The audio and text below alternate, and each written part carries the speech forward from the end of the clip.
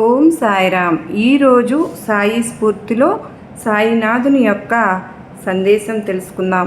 ప్రతి ఒక్కరూ ప్రతిరోజు మనం తెలుసుకుంటూ ఉన్నాం. దానిలో భాగంగా ఈరోజు సాయి సందేశం. ఓం సాయిరామ్ అండి.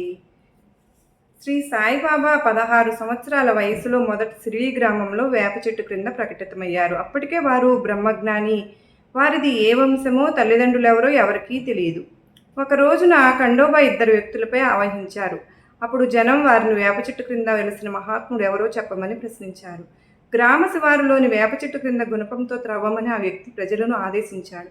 అలా త్రవ్వగా కొన్ని ఇటుకలు వాటిని తొలగించగా ఒక రాతి బండ కనిపించింది. దానిని ప్రక్కకు జరిపితే మెట్లతో సొరంగ మార్గము, లోపల వెలుగుతున్న 4 ప్రమిదలు, సున్నంగచ్చు చేసిన భూగృహంలో గోముఖం పీట, అందమైన జపమాలలు అగుపించాయి. ఈ స్థలంలో ఆ బాలుడు 12 సంవత్సరాలు తపస్సు చేశాడని ఖండోబా దేవుడు చెప్పాడు.